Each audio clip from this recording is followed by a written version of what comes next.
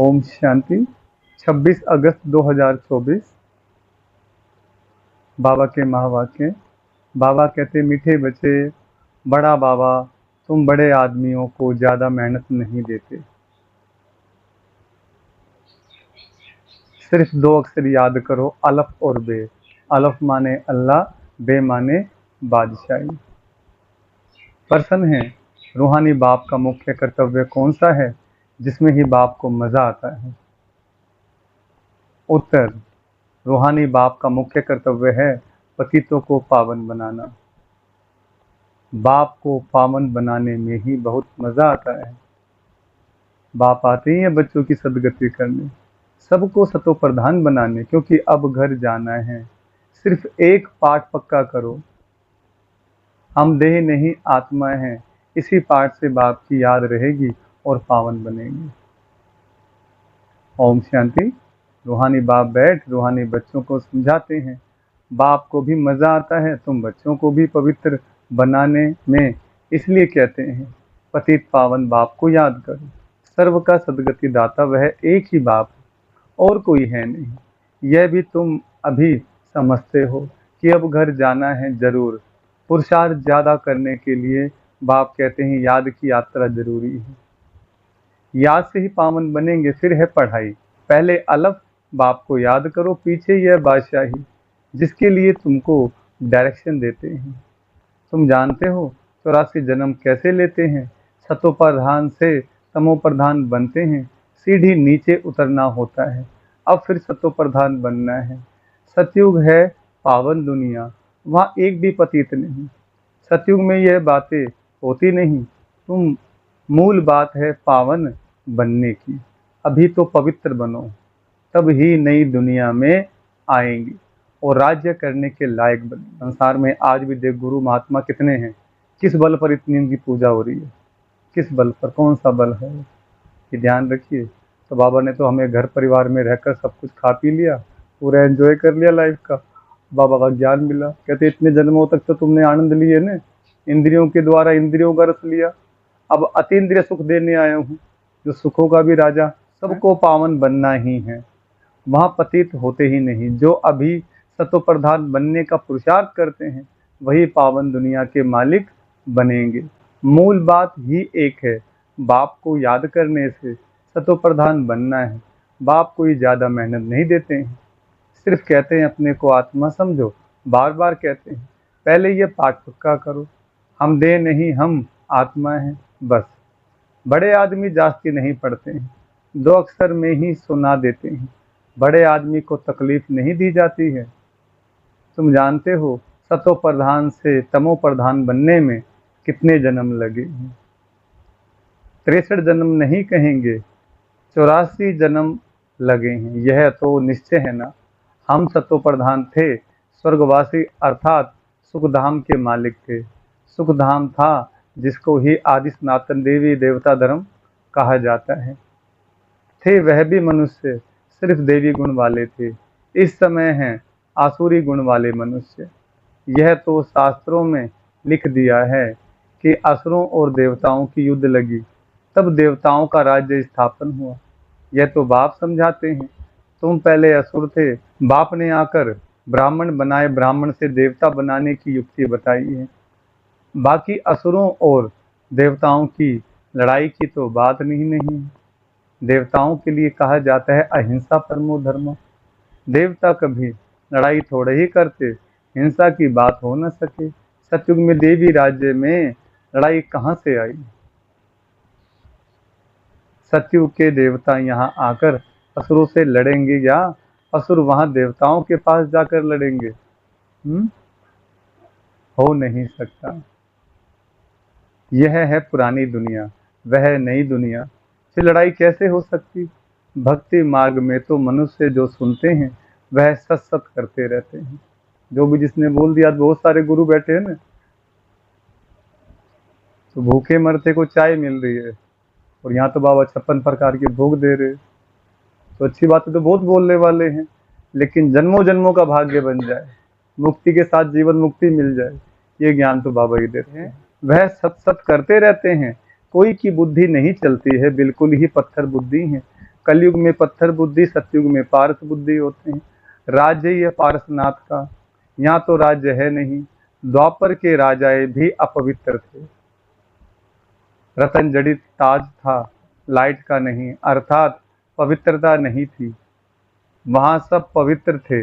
इसका मतलब यह नहीं कि लाइट कोई ऐसे ऊपर खड़ी रहती है, नहीं। चित्र में पवित्रता की निशानी लाइट दिखाई है। इस समय तुम भी पवित्र बनते हो, यह तुम जानते हो। बाप से योग रख, पवित्र बनते हैं। वहाँ विकार का नाम नहीं। विकारी रावण राज्य ही खत्म हो जाता है। विकारी रावण राज्य ही खत्म हो जाता है। यहाँ रावण दिखाते हैं यह सिद्ध करने के लिए कि अभी रावण राज्य है। रावण को हर वर्ष जलाते हैं, परंतु जलता नहीं है। तुम उन पर विजय पाते हो, फिर यह रावण होगा ही नहीं। तुम हो अहिंसक, तुम्हारी विजय योग बल से होती है। याद की यात्रा से तुम्हारे जन्म जन्मांतर के सब विक्रम विनाश होने हैं। जन्म जन्मांतर अर्थात कब से, विक्रम कब शुरू होते हैं? पहले पहले तो तुम आदि सनातन देवी देवता धर्म वाले ही आए हो। सूर्यवंशी फिर चंद्रवंशी में दो कला कम हो जाती है, फिर आहिस्ते आहिस्ते कला कम होती जाती है। अब मूल बात है, बाप को याद कर सतो प्रधान बनना है। जो कलप पहले सतो प्रधान बने थे वही बनेंगे, आते रहेंगे। नंबरवार तो होते हैं, फिर ड्रामा अनुसार जब आएंगे तो भी नंबरवार ऐसे ही आएंगे, आकर जन्म लेंगे। ड्रामा कितना विचित्र बना हुआ है, इसको जानने के लिए भी समझ चाहिए। जैसे तुम नीचे उतरे हो, अब फिर चढ़ना है। नंबरवार ही पास होंगे, फिर नंबरवार नीचे आएंगे। तुम्हारी एम ऑब्जेक्ट है सतो प्रधान बनने की। सब तो फुल पास नहीं होते हैं, 100 मार्क्स से फिर कम होते जाते हैं। इसलिए बहुत पुरुषार्थ करना है। इस पुरुषार्थ में ही फेल होते हैं। सर्विस करना तो सहज है। म्यूजियम में तुम किस रीति समझाते हो, उससे हर एक की पढ़ाई का मालूम पड़ जाता है। हेड टीचर देखेगा कि यह ठीक नहीं समझाते हैं तो खुद जाकर समझाएंगे, आकर मदद करेंगे। एक दो गार्ड रखे जाते हैं जो देखते हैं यह ठीक समझाते हैं। कोई कुछ पूछता है तो मूंझ तो नहीं जाते, यह भी समझते। सेंटर की सर्विस से प्रदर्शनी की सर्विस अच्छी होती है, प्रदर्शनी से म्यूजियम में अच्छी होती है। म्यूजियम में शो करते हैं अच्छी तरह से, फिर जो देख कर जाते हैं औरों को सुनाते रहेंगे। यह तो पिछाड़ी तक चलता रहेगा। यह गॉड फादरली वर्ल्ड यूनिवर्सिटी है। कौन सी भाई? गोल्ड फादरली वर्ल्ड यूनिवर्सिटी है। अक्षर अच्छा है, इसमें मनुष्य का तो नाम ही नहीं। इनका उद्घाटन कौन करता है? बाप ने कहा है तुम बड़े आदमी से उद्घाटन कराते हो, तो बड़े का नाम सुनकर बहुत आते हैं, एक के पिछाड़ी ढेर आ जाएंगे। इसलिए बाबा ने दिल्ली में भी लिखा है कि बड़े बड़े आदमियों की जो ओपिनियन है वह छपाओ। जो मनुष्य देखकर कहेंगे इनके पास इतने बड़े बड़े आदमी जाते हैं, यह तो बहुत अच्छा ओपिनियन देते हैं, तो यह छपाना अच्छा है। इसमें और तो कोई जादूवादी की बात नहीं। इसलिए बाबा लिखते रहते हैं ओपिनियन का किताब बनना चाहिए, यहाँ भी बांटना चाहिए। गाया जाता है झूठी माया झूठी काया झूठा सब संसार, इसमें सब आ जाते हैं। बहुत है जो कहते हैं यह रावण राज्य राक्षस राज्य है। पहले तो जिनका राज्य है उनको ख्याल आना चाहिए। कहते हैं हम पतितों को पावन बनाओ, तो पतित पने में सब कुछ आ गया। सब कहते हैं हे पतित पावन, तो जरूर पतित ठहरे ना। तुमने ये चित्र भी राइट बनाया है कि पतित पावन परमपिता परमात्मा है। यह सब नदी नाले। अमृतसर में भी तालाब है, पानी सारा मैला हो जाता है, उसको वो लोग अमृत का तालाब समझते हैं। बड़े बड़े राजे लोग अमृत समझ तालाब साफ करते हैं, इसलिए नाम ही रखा है अमृतसर। अब अमृत तो गंगा जी को भी कहते हैं। पानी इतना गंदा हो जाता है, बात मत पूछो। बाबा का इन नदियों आदि में स्नान किया हुआ है। बहुत गंदा पानी होता है। कौन से बाबा का? ब्रह्मा बाबा ने स्नान किया। फिर मिट्टी उठाकर लगाते हैं। बाबा अनुभवी है ना, शरीर भी पुराना अनुभवी लिया है। इन जैसा अनुभवी कोई होगा नहीं। बड़े बड़े वाइसराय, किंग्स आदि से भी मुलाकात करने का अनुभव था। ज्वार बाजरी भी बेचते थे। बस 4-6 आना कमाया तो खुश हो जाते थे। आना कमाया तो खुश हो जाते थे बचपन में। अब तो देखो कहाँ चले गए। गावड़े का छोरा फिर क्या बनते हैं। बाप भी कहते मैं साधारण तन में आता हूँ। यह अपने जन्मों को नहीं जानते। कैसे 84 जन्म ले पिछाड़ी में छोरा बना। यह बाप बैठ समझाते हैं। चरित्र ना श्री कृष्ण के हैं ना कंस के हैं। मटकी फोड़ना आदि यह सब तो श्री कृष्ण के चरित्र हो नहीं सकते। बाप देखो कितना सिंपल बताते हैं। मीठे मीठे बच्चों, उठते बैठते तुम सिर्फ मामे कम याद करो। मैं ऊंचते ऊंच सभी आत्माओं का बाप हूँ। तुम जानते हो हम सब ब्रदर्स हैं। वह बाप है।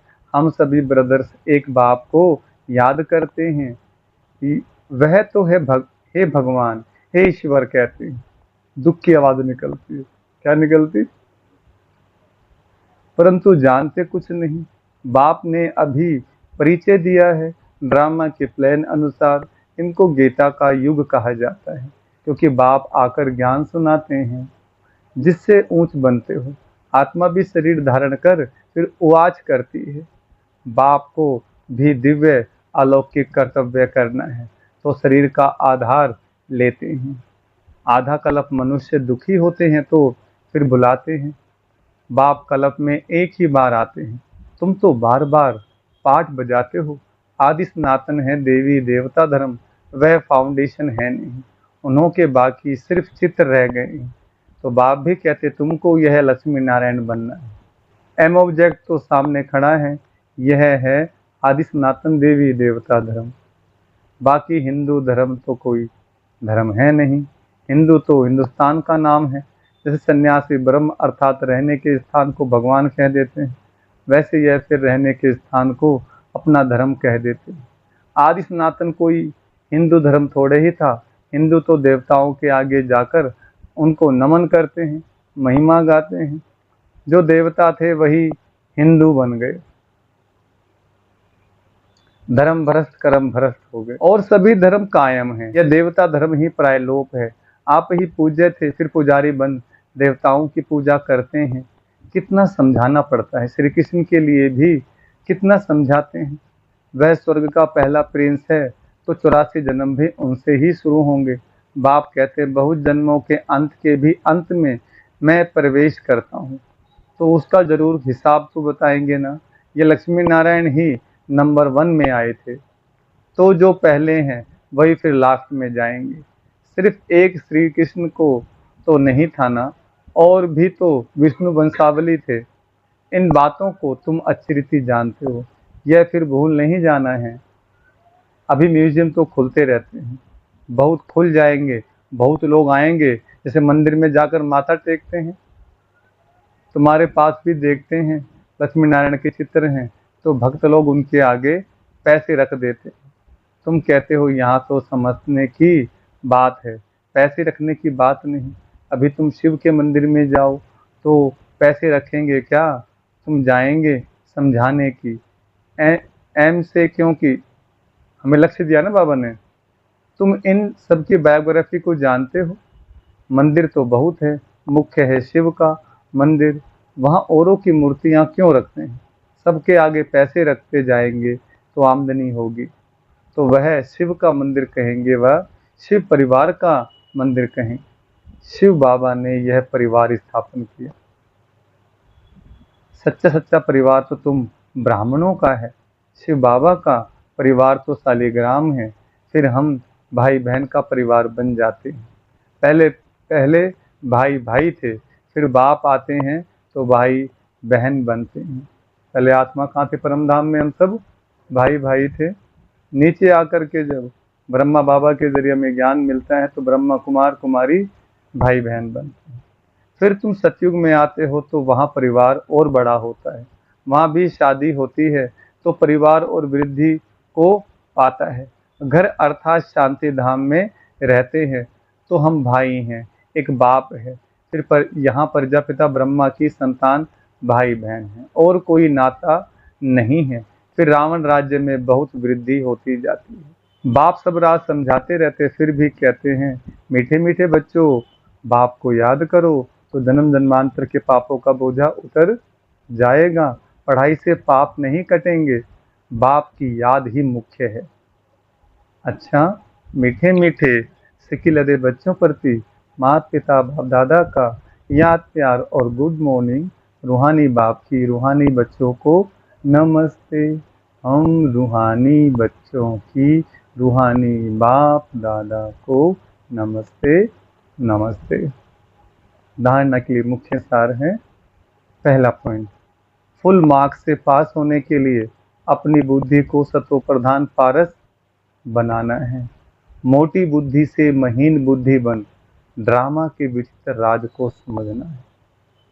मोटी बुद्धि से महीन बुद्धि बन ड्रामा के विचित्र राज को समझना है। दूसरा, अभी बाप समान दिव्य और अलौकिक कर्म करने हैं। डबल अहिंसक बन योग बल से अपने विक्रम विनाश करते हैं।